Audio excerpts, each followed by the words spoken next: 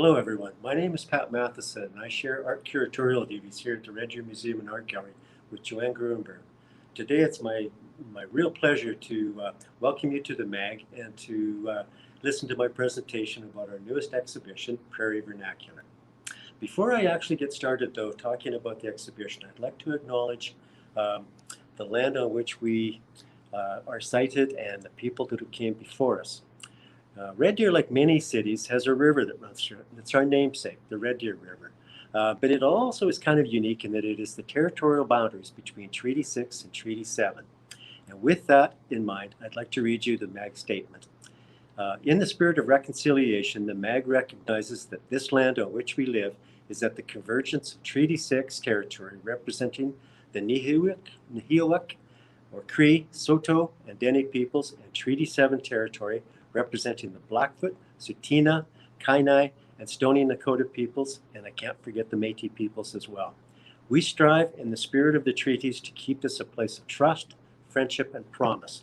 We acknowledge that promise and we invite you to share in our respect for our future together and to move forward in a good way.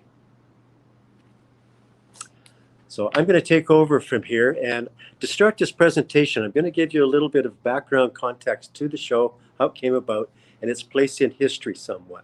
The show was curated and put together by Jennifer McCrory from the Moose Jaw Museum and Art Gallery and Joanne Marion from the Esplanade Art and Heritage Center in Medicine Hat. The show involves about 70 different artists, some of them with multiple pieces. And it's a real diverse kind of a collection of work.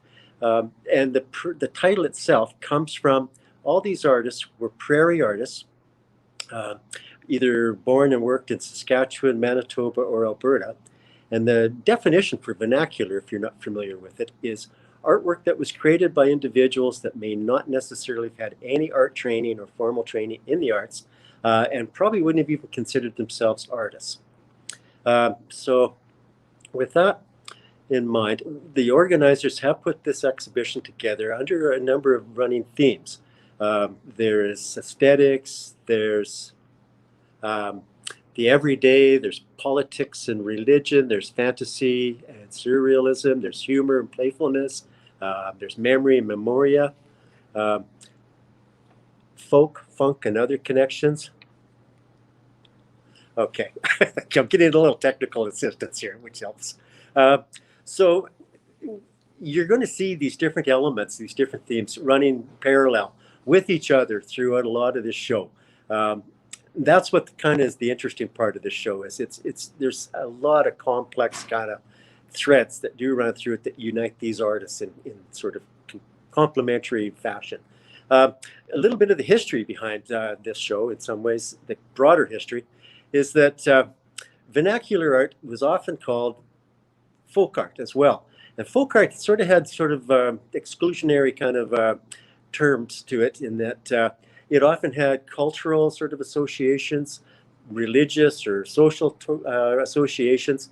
There was utilitarian, maybe the embellishment of utilitarian utensils or tools, things like that. And it was done by untrained, skilled, untrained in the arts individuals who wanted to sort of do something more to their surroundings that way. In the international or sort of global history of things, there was also in the fine art world some fairly major art movements that were going on.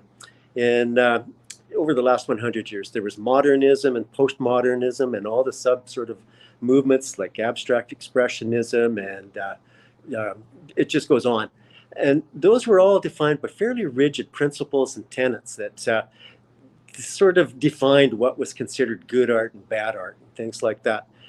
One exception at that time, in the early times, was in the late 1800s. There was a young fellow, he was a Sunday painter, Henry Rousseau, who started a movement inadvertently, in some ways, a very childlike, naive, fun, sort of simple paintings. They were bright, they were colorful, but they talked about his surroundings and the animals and the people and things that happened to him at the time. And he was derided. He was called a wacko at times, but he also had a lot of followers. And they even say Gauguin was probably one of his followers. So there was sort of that going on in the bigger picture. In Canada, we have a long-standing tradition of Indigenous art that was primarily oral, but it also had a decorative or a visual sort of an element to it, in that how they portrayed themselves on their regalia, on the homes or teepees that they lived in with the teepee paintings. Even as a horse culture, they decorated their horses. All the tack, all the tools, all those kind of things that they used usually had sort of a decorative element to it, that in the symbols and the colors and the patterns and things like that told the story of their people and their sacred religious sort of association to the land and the animals, in particular the buffalo, that sort of defined who they were. So as we kind of went along,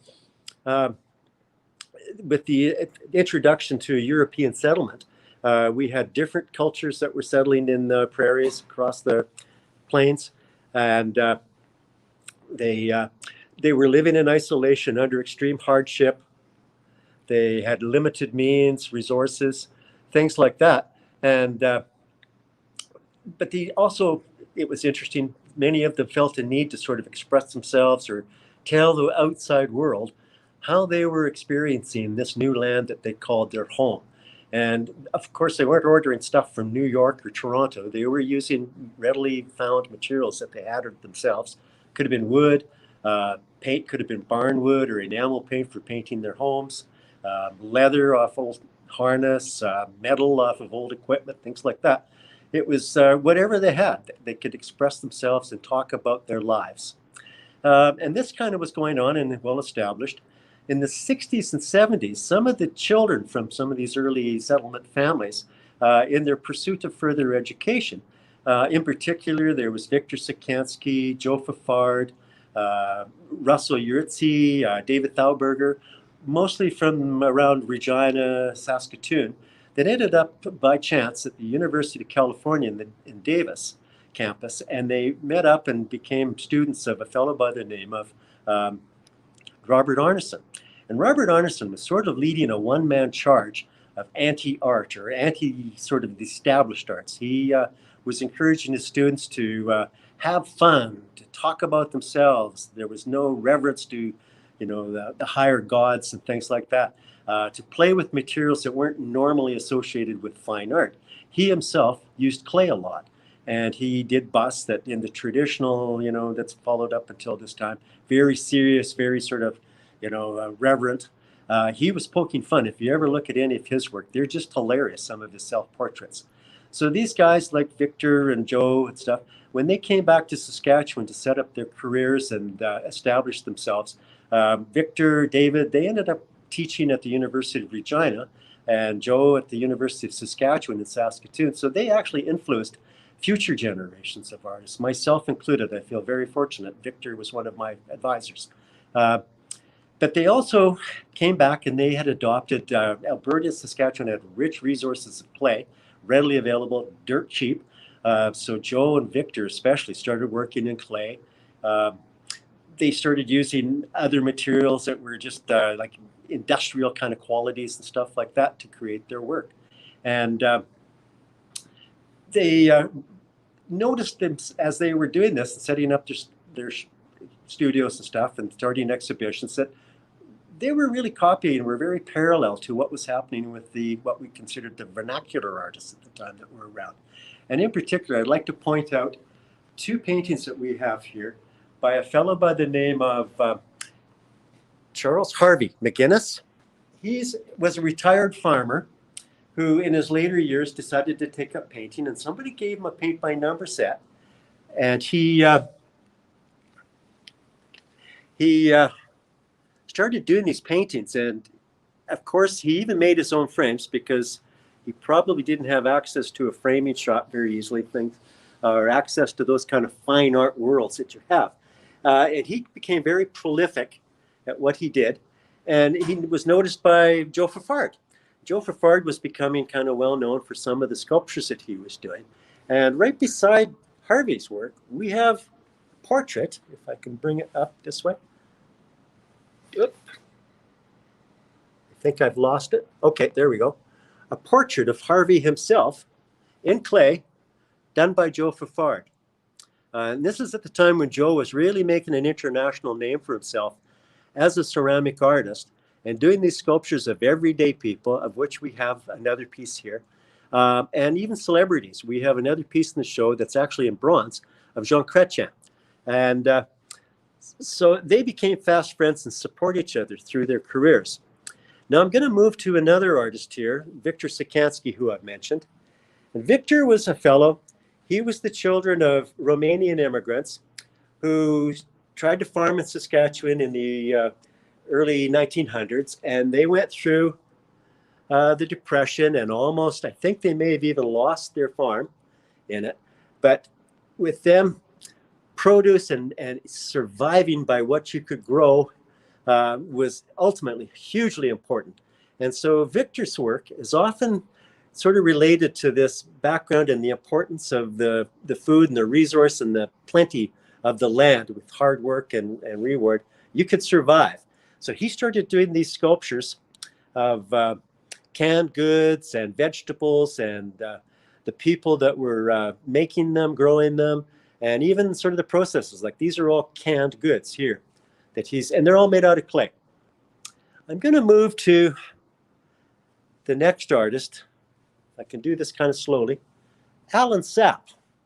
Alan Sapp is a Cree from the Red Pheasant Reserve who went to residential school very briefly, but ended up going back to the Red Pheasant Reserve, which was north of, I believe, Regina. And his influences at the time, his family really encouraged him to do art. And he loved to do it. But his influences were calendars, magazines, books. So he had sort of a Western influence in his work. And what he's done is he's copied, which was sort of part of the Prairie Vernacular, his everyday life on this reserve. And the reserves weren't that old at that time or established. So he's capturing different scenes from what he saw around him in the reserve this way. And so they're really beautiful little scenes of everyday life that way. And actually, I should mention, this is what I'm going to be talking about throughout the whole show, is these shared sort of things that these vernacular artists and these professional artists all kind of worked in common with. Shared materials, motivation, and methods in particular. And you're going to see, as I kind of talk about some of this work, all the different sort of threads that these things run on. It's, like I say, for Jennifer and Joanne, it must have been a nightmare trying to organize into certain themes. Another Vic Sakansky piece called Heritage Seeds. And again, they're portraitures, I believe, of his grandparents. The heavy influence, again, of the garden in this thing. But he's kind of taken playful, sort of fanciful sort of approach to it with the Chesterfield. They now have become part of this Chesterfield. And it's just a delightful little piece, but it speaks very, very highly of the people that he's portraying and sort of the narrative behind their lives that way. Of Ukrainian descent, family homesteaders in Saskatchewan, I believe, again, too. She never had any formal training, but she always loved to do art. She did it on the outside of her work hours, in her spare time, things like that. And you can really see sort of this influence that she has of her Ukrainian heritage. There's the decorative quality in the blouses. There's the hairstyle. What she's holding is very symbolic. These kind of symbols that really kind of tell the story of this Canadian-Ukrainian girl. But she's lacking the finesse of a modern art training. It's very flat. It's one kind of perspective. In reality, this person would not exist when you look at the proportions of the body and things like that. But at the same time, it tells a really good story, and it really informs the viewer of the whole sort of story behind this subject matter as well. Now I'm going to move again around the corner here to an area that also has a lot of what was considered another low art form. Printmaking had always been considered, especially in North America, a commercial or industrial type of a process that was used for calendars and posters and things like that. And in the 70s, two artists opened up, I think it was called the Western Canadian Print Shop, screenshot in Manitoba, in Winnipeg, and they started inviting some of these artists that were working in the prairies to come and make prints. And so they sort of legitimized, you might say, or made printmaking a bit more of a respected sort of a process. But you can see with these, as in earlier, the cow, the Pieta, it's very simple, but really telling in terms of he knows his animals and stuff.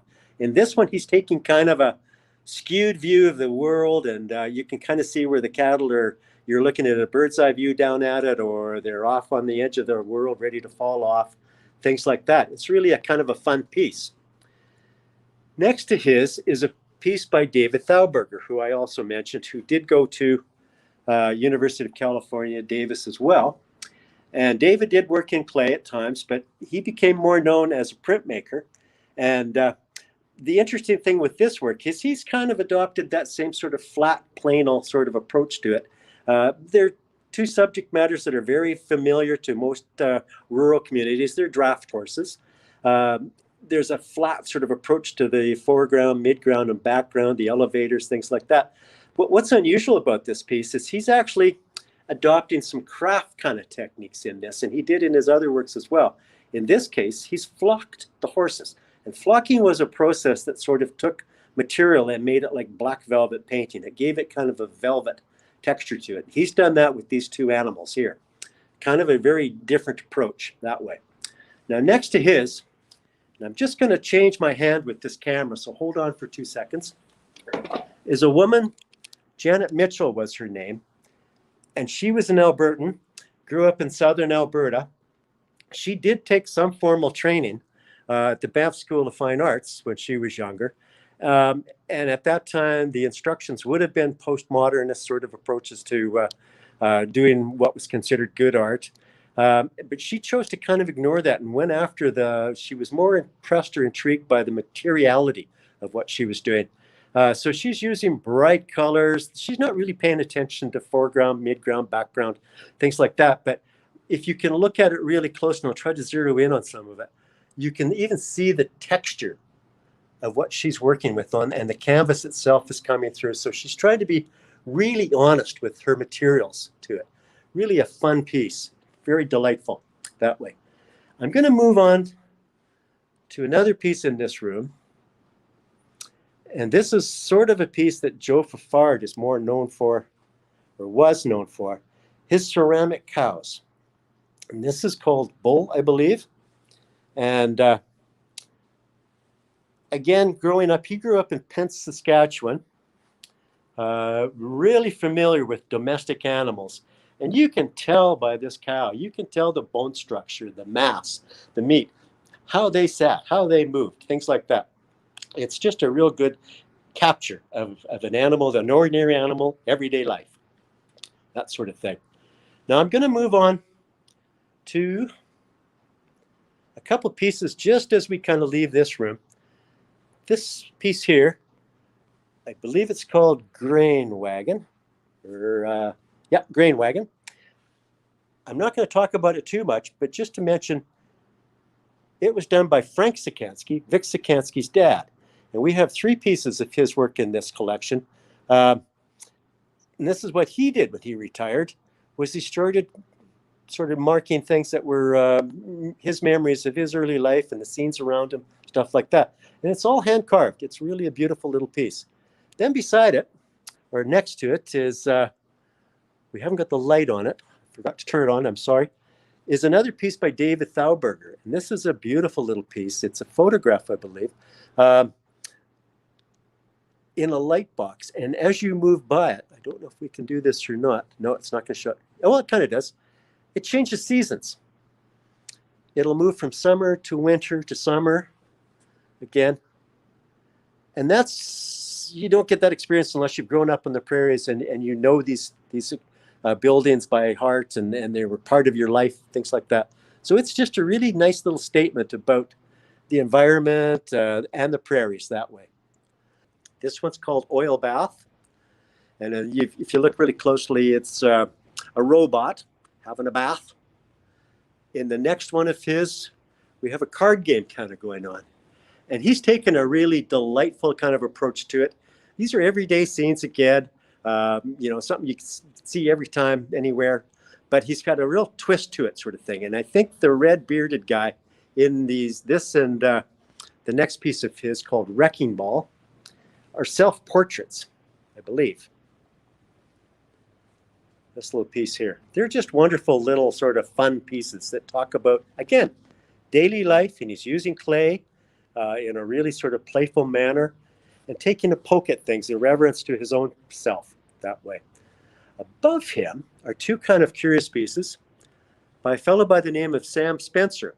Now, he came to Canada as a 3-year-old with his grandmother, and they survived in a rural community in Saskatchewan. I think his life was pretty hard scrabble, but he had a really interesting approach to art and how he talked about the experiences in his life and what was important to him.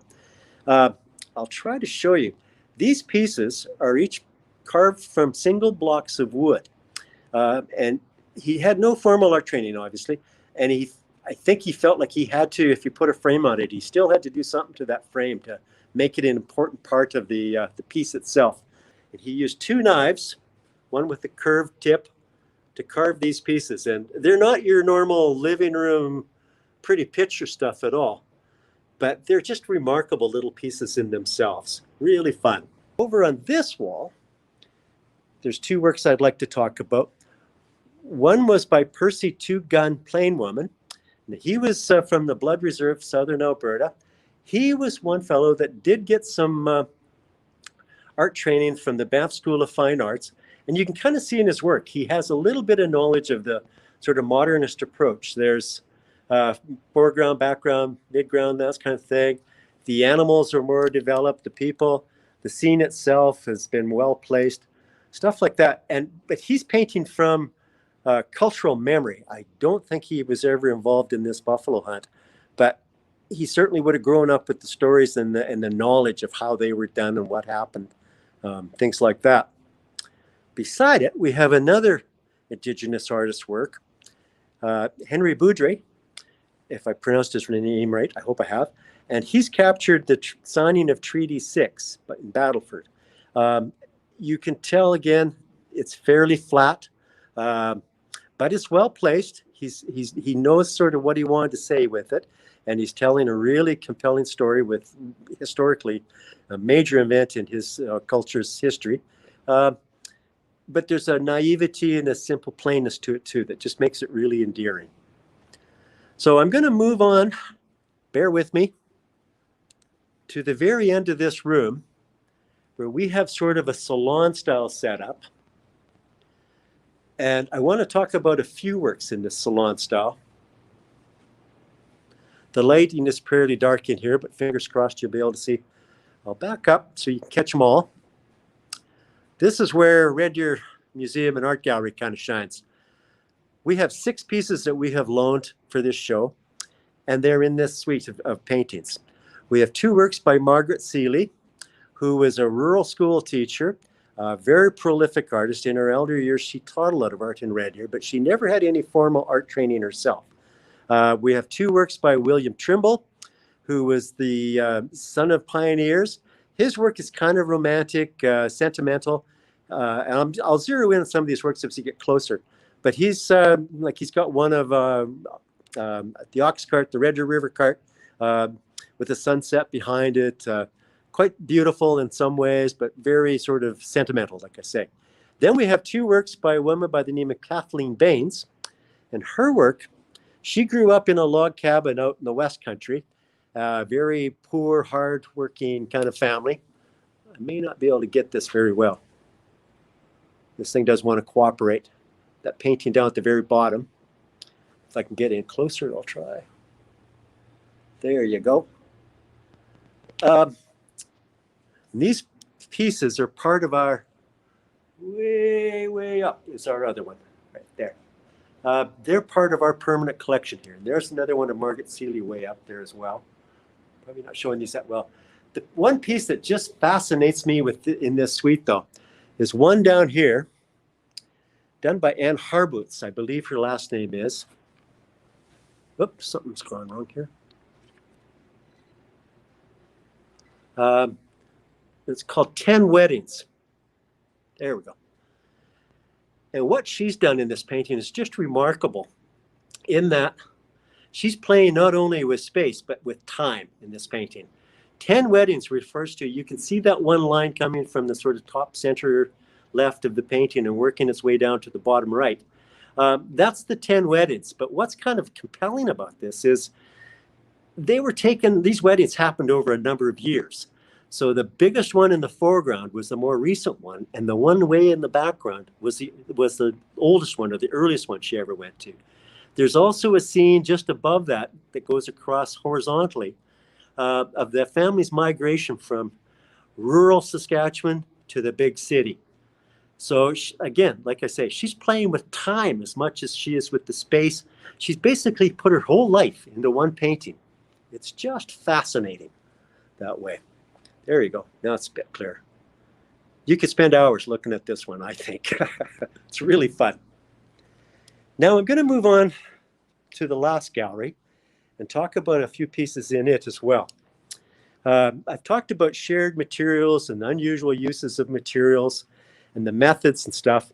There's a piece here by an artist, Chris Reed, called, I forget the Painted Eggs. I can zoom in on them. Don't they look like Ukrainian Easter eggs? If you get up really close, they're certainly not Easter eggs.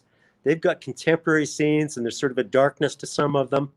She's hand painted each of these eggs in the style of Ukrainian painting, but put in contemporary imagery to them. So it's a real fool the eye kind of thing. You assume something, but it's not that at all. Very, very fun that way. Another piece in this show I'd like to talk about was a piece done by Ruth Cuthand. And it has to do with the experiences that she had, or her family had, in a residential school. She actually did have some formal training. She went to University of Saskatchewan, I believe, and to a graduate school. But she's purposely worked in kind of a childlike, very simplistic manner to portray this school lesson that's going on. Not a nice one. What she's done too is text was never part of what was considered fine art before. And it has slowly sort of been incorporated more and more into the arts world. But she was one of the early ones really using text to sort of embellish or tell the story that she wanted to with this piece. Very troubling. What we would consider Prairie Gothic in that. On the other side here is a piece by Russell Uritzi. And what he's done, he also went to the University of California, Davis, started working with clay as one of his mediums that he liked to work in. And what he's done is a social commentary here.